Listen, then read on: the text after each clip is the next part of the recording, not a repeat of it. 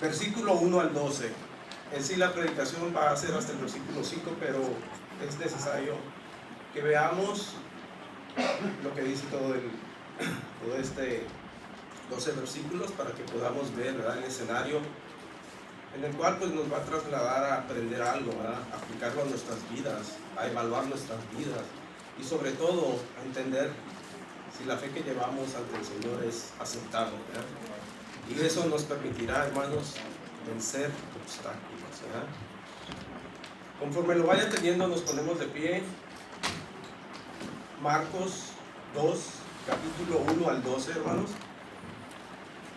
Lo vamos a leer todos juntos, concisos y fuerte.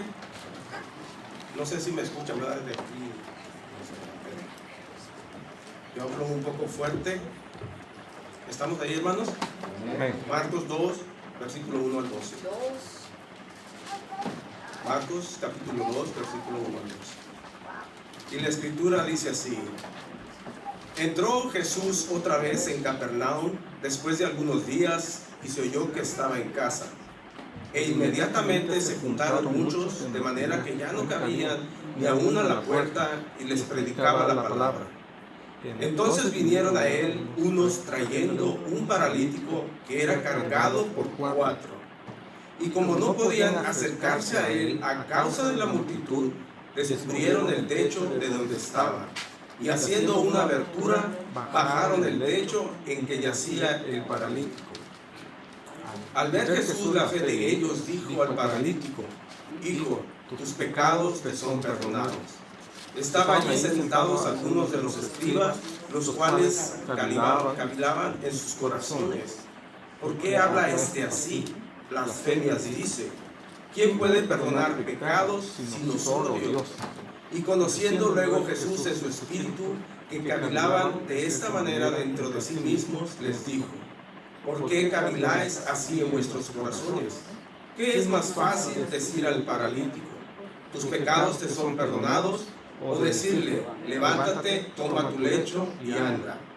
Pues para que sepáis que el Hijo del Hombre tiene potestad en la tierra para perdonar pecados, dijo al paralítico: a ti te digo, levántate, toma tu lecho y vete a tu casa.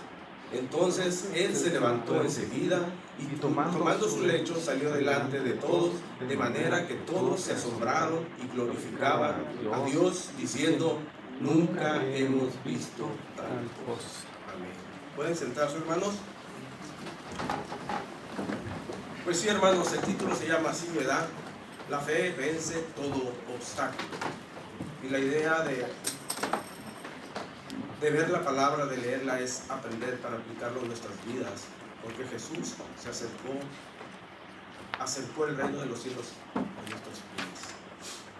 Ahora, para poder entender o tener una mejor comprensión de este pasaje, quiero definir un poco lo que es la fe, qué nos mueve a nosotros como cristianos. Todos podríamos, si nos preguntaran ahorita qué es la fe para ti, podríamos decir muchas cosas, incluso hasta cosas que no son bíblicas. La Biblia habla en varios textos de la fe, ¿sí? Entonces, esto nos va a ayudar a comprender lo que movió a estos hombres a hacer lo que hicieron, ¿verdad? Por ejemplo, en Romanos 10:17, algo bien conocido, que la fe es por el oír, y el oír por la palabra de Dios. La fe viene por el oír, por el creer en lo que hemos oído de Dios. Efesios 2:8, porque por gracia sois salvos por medio de la fe. Y recordemos que esto no es de vosotros, ¿sí? Pues es don de Dios. Aún la fe Dios nos da. Y este pasaje, le decía a mi esposa en el camino, yo lo leo, Hebreos 1, y como que las palabras me hacían bolas. Y traté de entenderlo de una manera práctica, y creo que nos va a ayudar a entender lo que significa la fe según Dios, según la Biblia, no lo que yo creo, ¿sí? Hebreos 11:1 dice: es pues la fe la certeza de lo que se espera, la convicción de lo que no se ve. Certeza de lo que se espera, convicción. Estas palabras ya me están dando ahí como que problemita, ¿verdad? Para que sea sencillo, la palabra fe proviene del hebreo enun, que significa verdad, hermanos, y del griego pistis, creencia, la verdad. Debemos de creer la verdad. O sea que podemos decir que la fe es creer. ¿Sí? Eso es la fe, creer. En nuestro caso creemos en un Dios, ¿sí? En Jesús que vino a morir por nosotros. Aquí viene lo bueno, la palabra certeza, fíjense, proviene de la palabra hypostasis, que quiere decir título de propiedad. Entonces, esto que en lo que creemos, nos hemos apropiado de él, hermanos, lo hemos tomado, porque al tomar algo que yo no creía, tengo que desechar lo que ya creía. ¿Sí? ¿Sí se está entendiendo, verdad? Tengo que creer, eso es fe. Pero ¿qué estoy creyendo? La verdad, la palabra de Dios. Entonces, me tengo que apropiar de ella. Convicción, dice también este versículo. Entonces, convicción es la seguridad que tiene una persona de la verdad o certeza de la que piensa. Convicción, convencimiento.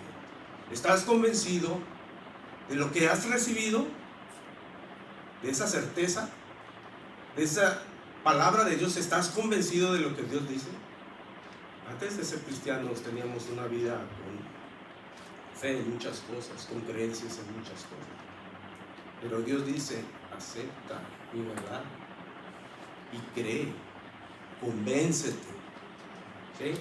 Entonces, eso nos va a ayudar a entender a estos 4 hombres que hicieron esto por ese paralítico. ¿Sí? Leyendo el primer versículo dice, entró Jesús otra vez en Capernaum después de algunos días y se oyó que estaba en casa. En casa Jesús dice que él no tenía ni dónde recostar su cabeza. ¿A qué casa se está refiriendo? Se está refiriendo al cuartel del lugar, Capernaum, que significa aldea de Nahum. ¿Sí?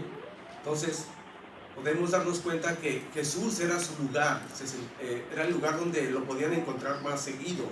¿Sí? En este lugar, Capernaum, que era una aldea, pero se le llamaba una ciudad porque tenía varias ventajas, ¿no? Económicas, pesqueras, agriculturas y otros negocios. De hecho, ahí había aduanas para cobrar el paso para todos los que hacían comercio, ¿no? Entonces, esto era la importancia de Capernaum y de hecho ahí algunos de sus discípulos tenían su casa, ¿no? En este caso, no sabemos si se está hablando de la casa también física de Pedro o de otro hermano en Cristo, ¿verdad? Entonces, para que tengamos una idea, ellos ya sabían que Cristo moraba ahí, estaba ahí, era su lugar donde él se desempeñaba, ¿verdad? Y luego dice el versículo 2, e inmediatamente se juntaron muchos de manera que ya no cabían ni aún en la puerta y les predicaban la palabra. Ahorita que entré aquí, ya he venido otras veces y miré, digo, si Jesús estuviera aquí, ¿cómo estuviera este lugar?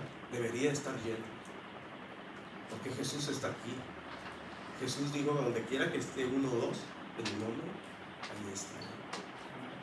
Pero vamos a ver a ese pasaje, ¿no? Que dice que la casa estaba llena, tanto que la puerta, me imagino que era la única puerta de entrada. No cabía, no podían entrar, ¿sí?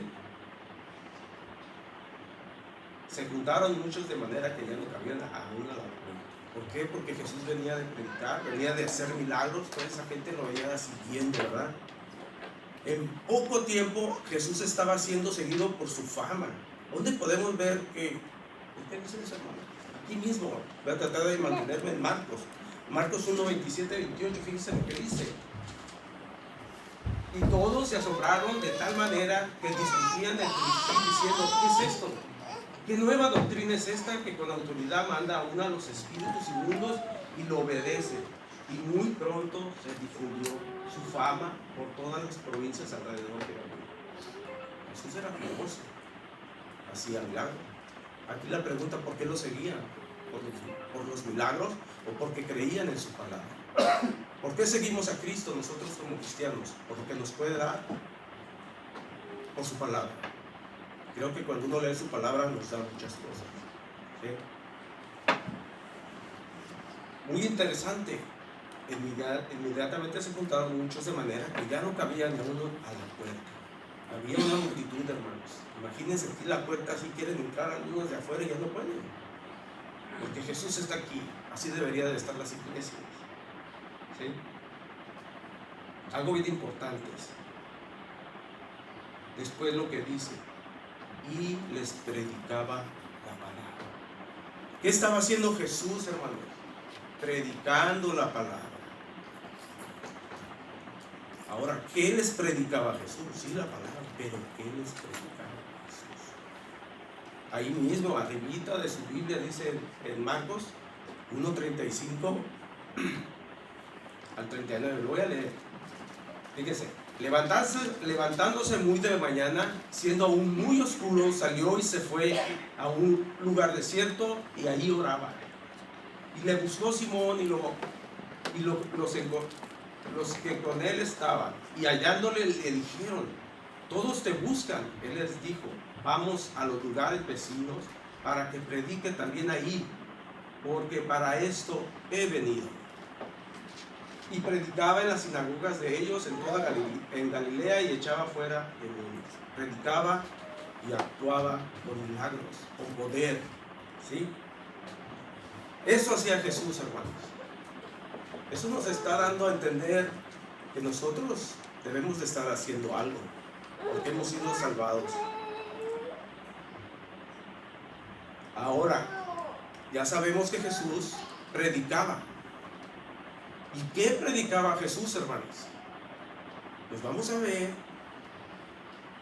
en Marcos también, 1:14-15, ¿qué es lo que predicaba Jesús?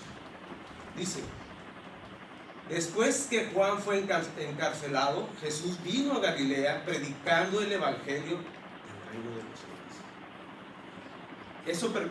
Eso predicaba Jesús. ¿Sí? Lo voy a leer de nuevo. Después que Juan fue encarcelado, Jesús vino a Galilea predicando el evangelio del reino de los cielos, diciendo: el tiempo se ha cumplido y el reino de Dios se ha acercado. Arrepentíos, porque el reino de los cielos se ha acercado. Él predicaba el arrepentimiento. Arrepentíos y creer en el evangelio, y creer en lo que él estaba diciendo. Eso vino a predicar Jesús. Que no se nos olvide, hermanos, ¿sí? Y esto me confronta a mí como cristiano. Tenemos la comisión que todos decimos, que ir a predicar, y Mateo 28, 19, 20, ¿verdad? Pero ¿qué estamos haciendo? Recordemos que si hemos creído, recibiremos el Espíritu Santo, el Espíritu de poder que nos va a mover a hacer las cosas. Pero si no hemos creído verdaderamente, a lo mejor no te va a mover, ¿sí? No te va a mover de donde estás. Eso es bien importante, hermanos, y eso lo podemos ver en Hechos 1:8. Pero recibiréis poder cuando haya venido sobre vosotros el Espíritu Santo, y que seréis testigos en Jerusalén, localmente, en toda Judea, en Samaria y hasta lo último de la tierra. ¿Qué estamos predicando, proclamando? Jerusalén, local. ¿No les dice esto algo, varones? Tenemos la responsabilidad de predicarle a nuestra familia primeramente, a nuestros hijos, a nuestras esposas. Soy culpable que no lo hacía. Tengo 7 años, 8 quizás como anciano, y yo no le daba estudio a mi familia. Hasta que mi esposa me dijo: es tu responsabilidad de hacerlo.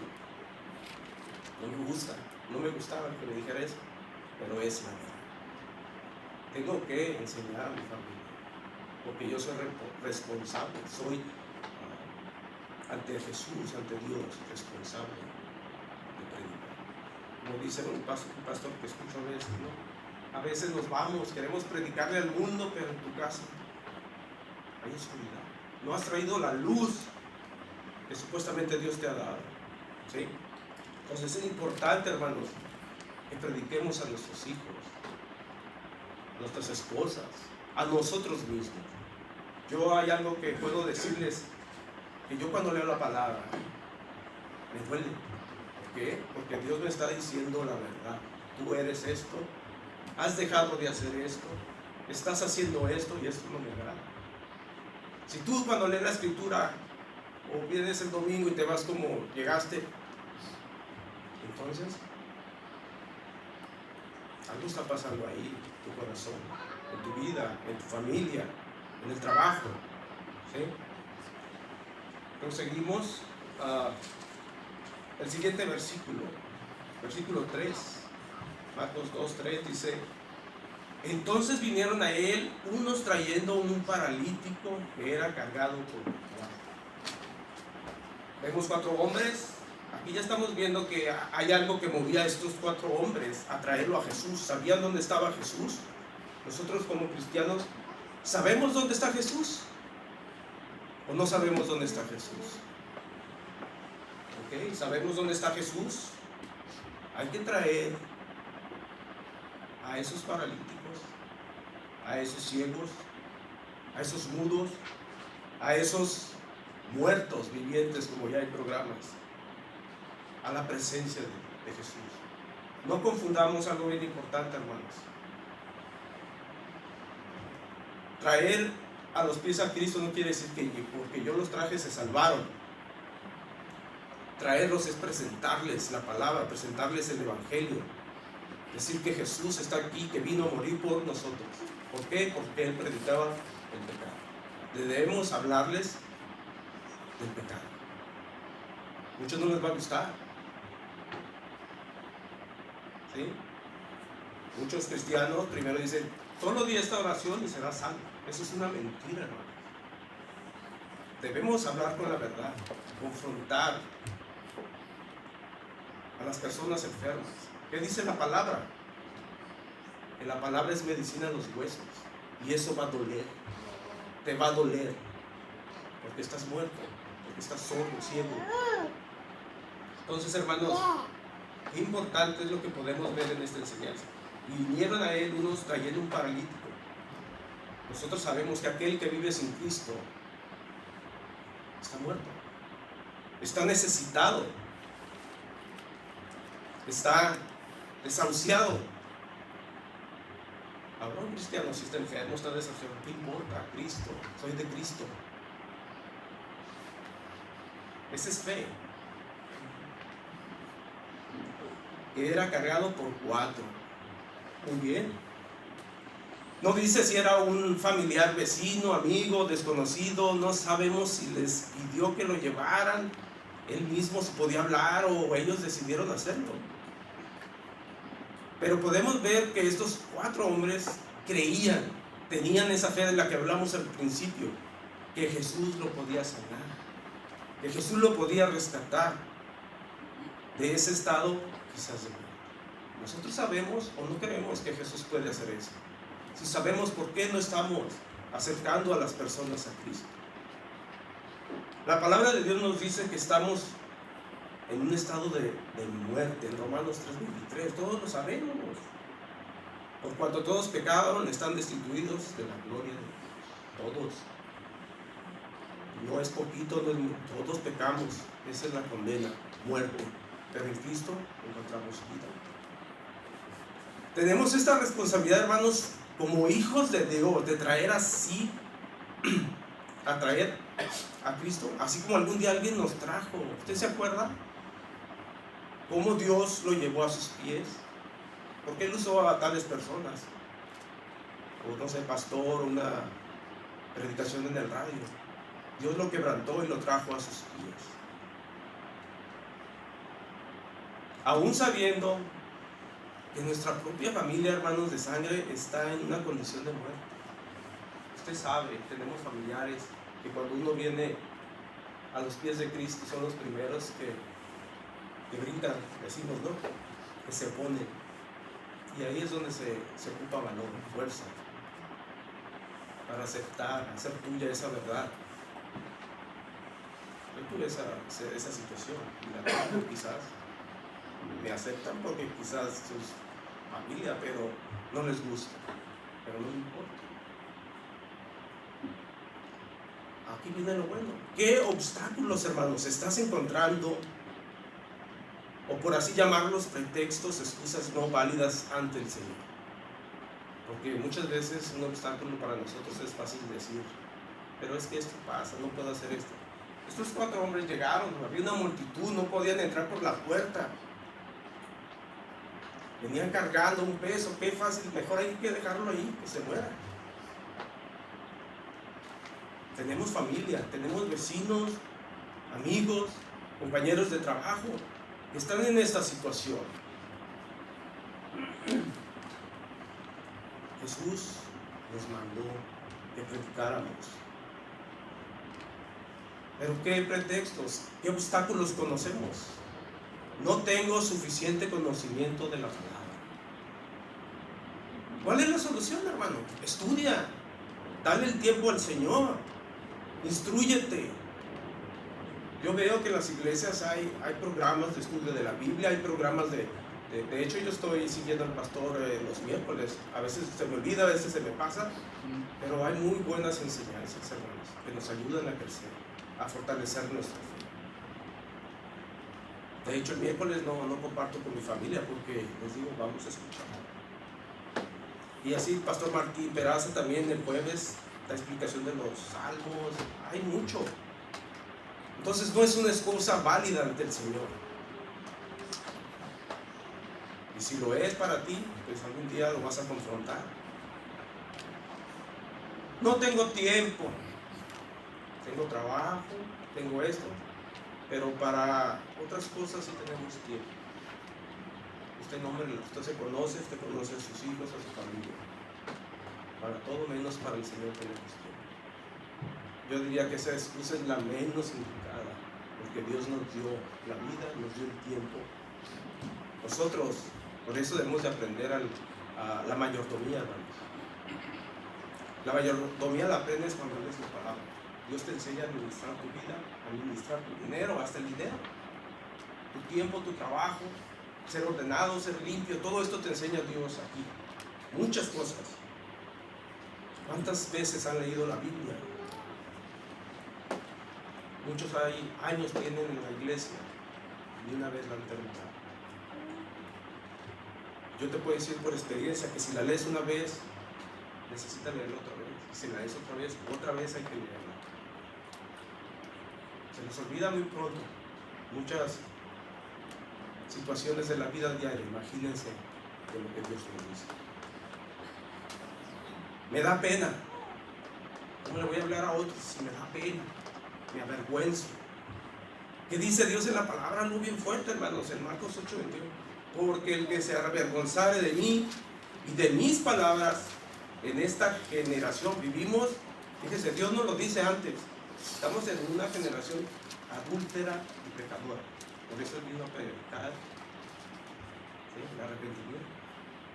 El Hijo del Hombre dice, porque el que se avergonzare de mí y de mis palabras en esta generación adúltera y pecadora, el Hijo del Hombre se avergonzará también de él cuando venga en su gloria de su Padre por los santos. ¿Eso no te da temor? Si yo me avergüenzo de Dios, ¿por qué? Porque no tomas yo cosas que yo ya soy salvo, hay ellos que se queden. No es así, hermano. Muchos dicen, se van a burlar, voy a perder mi trabajo, voy a perder mi amistad, me van a correr del trabajo, ¿qué dirán?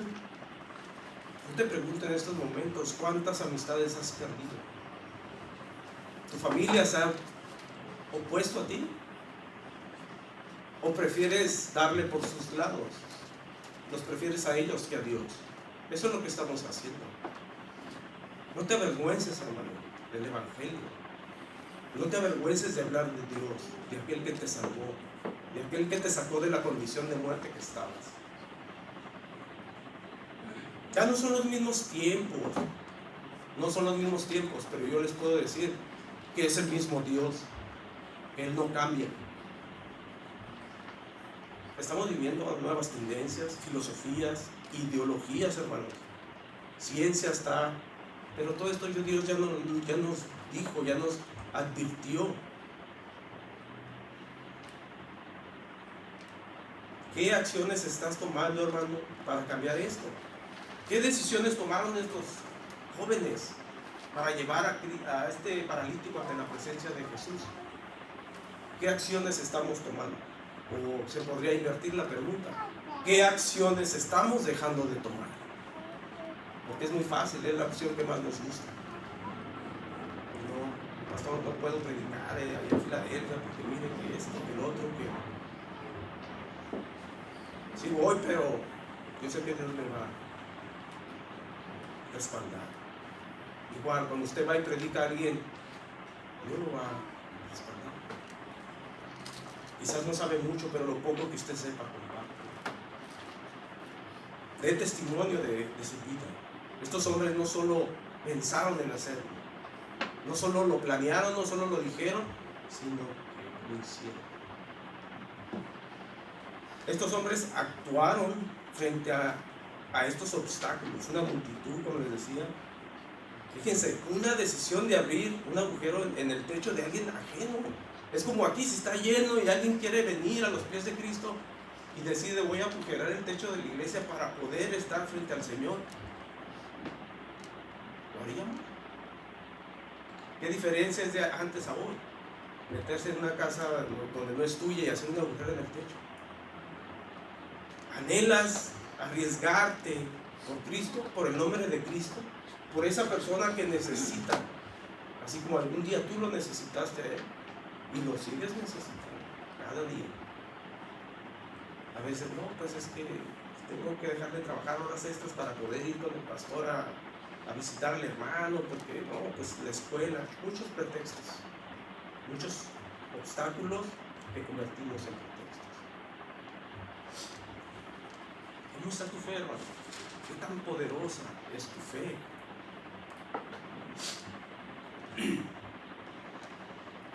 Vamos aquí al versículo 4. Como decía, como no podían acercarse a él a causa de la multitud, descubrieron el techo de donde estaba y haciendo una abertura bajaron el lecho en que yacía el paralítico. Wow, ya se decidieron, ya lo hicieron, bajaron al paralítico y quedó enfrente del Señor. ¿Ya te decidiste, hermano, hablarle a tu compañero de trabajo? ¿Ya te decidiste hablarle a tu hijo, a tu hija, a tu esposa? ¿Ya permitiste al Señor que te hable? ¿O eres tan orgulloso que ni eso haces? Porque para poder hablarle a alguien más de Cristo tienes que conocerlo, tienes que obedecerlo. ¿Sí? Fíjense algo bien importante. Versículo 5. Al ver Jesús la fe de ellos, dijo el paralítico: hijo, tus pecados te son perdonados. Wow, este versículo encierra muchas cosas que nos van a enriquecer nuestra vida.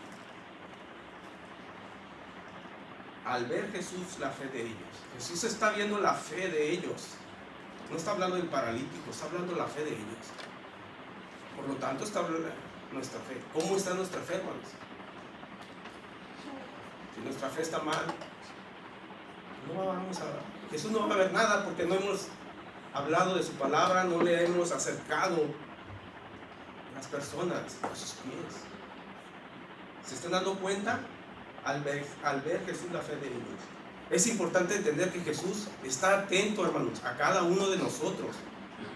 Él, como Hijo de Dios, puede escudriñarte y saber si tu fe es verdadera, porque Él es Dios. O a lo mejor muchos tienen esa doctrina que Jesús no es Dios.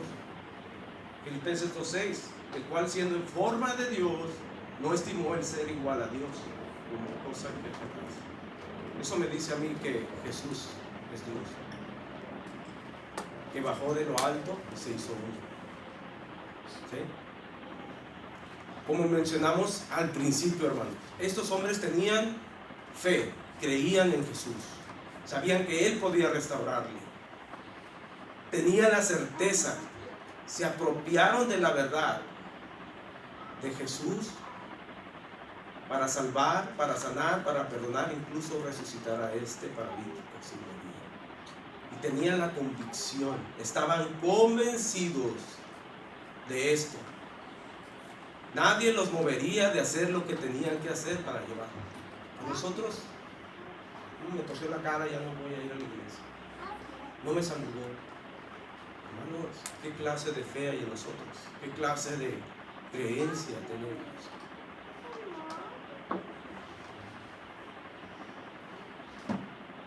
Ahora pregúntate, si Jesús vio en estos hombres la fe como espejo, así como ese clarito, ¿crees que Él no lo puede hacer con nosotros? ¿Crees, hermano, que Jesús ha visto esa fe en ti? ¿Has creído? ¿Te has apropiado de la verdad de Dios? O sea, su palabra, hermanos, su palabra. ¿Tienes convicción? ¿Estás convencido de la verdad? ¿Cuál verdad? De la palabra, de lo que Dios nos dice. Dios nos dice que nos acerquemos como niños, que le creamos. Los niños les dices algo y lo creen. ¿Sí?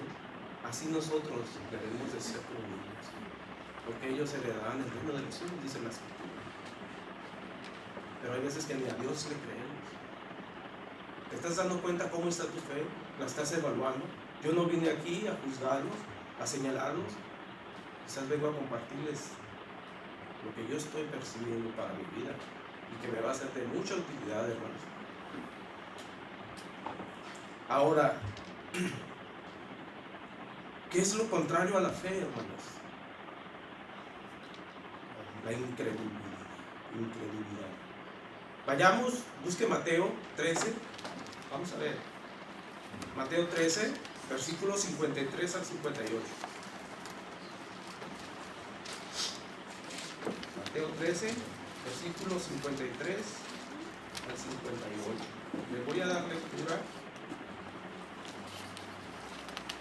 Dice así: aconteció que cuando terminó Jesús estas parábolas, se fue de allí, y venido a su tierra les enseñaba en las sinagogas de ellos, de tal manera que se maravillaban y decían: ¿de dónde tiene este sabiduría y estos milagros? ¿No es este el hijo del carpintero?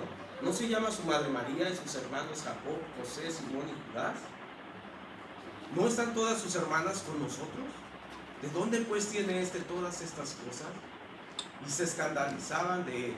Pero Jesús les dijo: no hay profeta sin honra sino en su propia tierra y en su casa.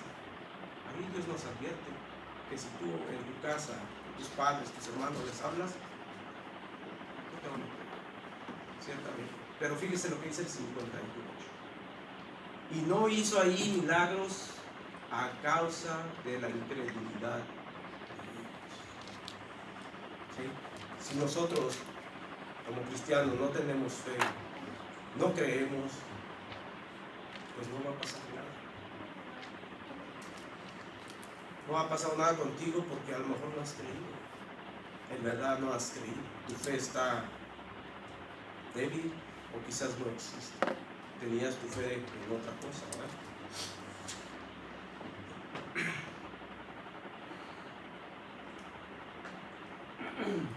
Jesús, aquí algo también bien rico, bien interesante. Fíjense, les decía en el 5, al ver Jesús la fe de ellos, ya vemos que Dios puede escudriñarlos, puede leerlos tal y cual son. Y luego después lo que dice: dijo al paralítico. ¿Cómo lo llama, hermanos? ¿Cómo dice ahí? Hijo, tus pecados te son perdonados. Jesús estaba escudriñando el corazón de ese hombre. No sabemos de qué estaba predicando Dios, Jesús. A lo mejor estaba predicando del arrepentimiento, como ya leí. Y este hombre se arrepintió. Pero Jesús ya le estaba diciendo: hijo, ¿qué te dice a ti que te dijera Dios que eres su hijo? Te da una seguridad total. Te da la esperanza cumplida, aunque todavía no la veas. Fíjense, hijo. ¿Cuántos de nosotros, nuestros hijos, nos han ofendido, han hecho cosas y los perdonamos? ¿Por qué? Porque son nuestros hijos. Fíjense, este hombre, sin decir nada, Dios besó su corazón. Hijo, tus pecados te son perdonados.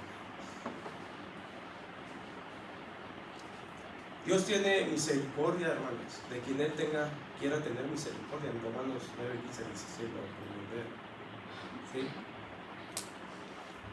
Pues a Moisés dice: tendré misericordia de que yo tenga misericordia, y me compadeceré del que yo no me compadezca. Así que no depende del que quiere ni del que corre, sino de Dios que tiene misericordia. Nosotros, hermanos, tenemos que llevar a los enfermos a la presencia de Jesús por medio de la palabra. Nosotros no ganamos almas de esa manera que pensamos, como les decía, ¿no? Como si fuéramos nosotros quienes nos estamos dando la salvación. Como dijo un pastor una vez que escuchaba, nosotros no somos capaces ni de salvarnos nosotros mismos. ¿Sí? Nosotros es hablar de Cristo, acercarnos a Cristo, y Cristo tendrá misericordia de quien Él tenga misericordia. ¿Sí? ¿Por qué no estamos acercando, como les decía, a los paralíticos, a los enfermos, a los muertos espiritualmente a Cristo, para que Él los perdone y los sane, hermano? Recordemos que están impregnados, como les decía, de pecado y de muerte. Nosotros estábamos en esa condición. Recuérdenlo, cuáles eran sus pensamientos, cuál era su vida. Creo que lo más horrible que uno puede tener son los pensamientos. Porque ya no estás tramando, no estás albergando en tu corazón, estás imaginando hacer eso que piensas. Fíjense de dónde nos apoyamos, por experiencia, drogadicción, lo que sea. Pero los pensamientos, hermanos, podemos tramar cosas horribles, aún como no es nosotros mismos. El mundo dice: es mi vida, es creer. Muéstrale que no es su vida. Háblales de Cristo. Que no sea una barrera el pecado para ellos. Háblales de que Dios perdona si en verdad se arrepienten. Ya para terminar, hermanos,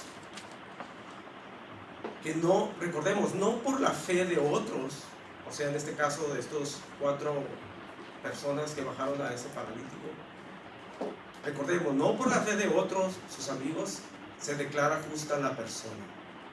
¿Sí? Jesús no dijo: porque encuentro fe en tus amigos, tú eres perdonado. Jesús los escudriñó a ellos tanto como al paralítico. ¿Sí? E hizo el milagro. Si Jesús le dice: te perdono tus pecados, y no lo levanta de esa cama, ¿cuál hubiera sido su fe? Y eso debemos de meditarlo nosotros. ¿Crees que eres salvo? ¿Crees que Dios te saca de las enfermedades? ¿Sí? Pero si no, ¿qué vas a pensar? ¿Sí? Eso es importante meditar. ¿Sí? Quiero ir a Ezequiel 18:20, quizás es el último pasaje, para ver que ahí nos habla de que cada quien pagará por su pecado, ¿verdad? Me olvidé del agua.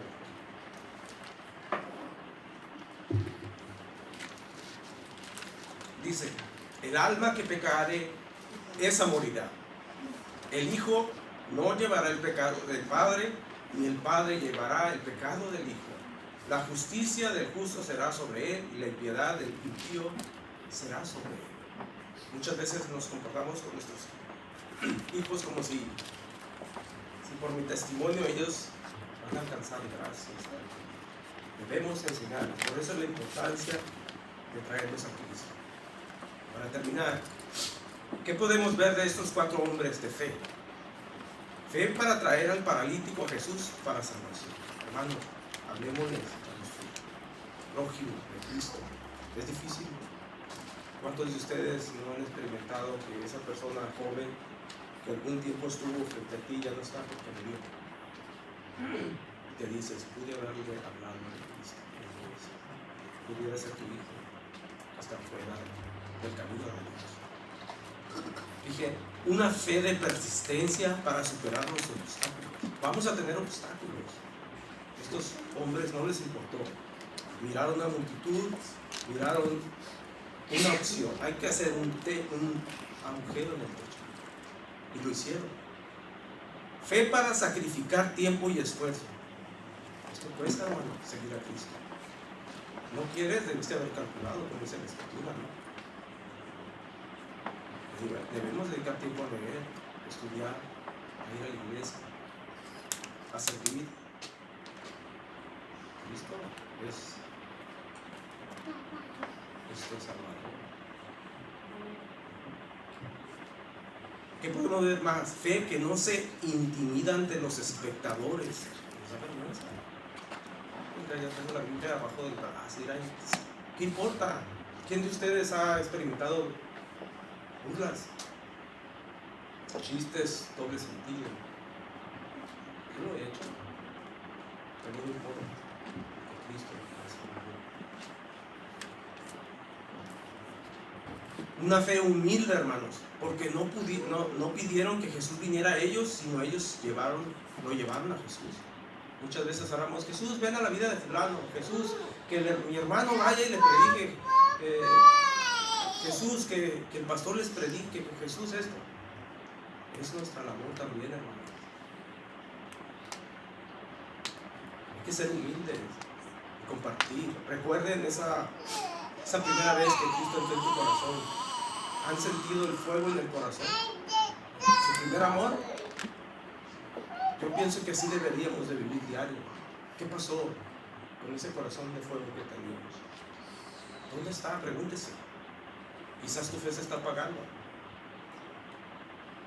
Una fe de amor por su amigo, por su compañero, que no sabemos si era familiar, por su familiar y por su enemigo, quizás. Dios nos manda que amemos a nuestro enemigo. Y esto implica hablarle de salvación, de perdón de pecados, y yo perdonarlo. Pero no somos capaces de hablarle a nuestros familiares, mucho menos a mi enemigo. ¿Se dan cuenta, hermanos? ¿Qué aprendemos de esta cita, de este pasaje?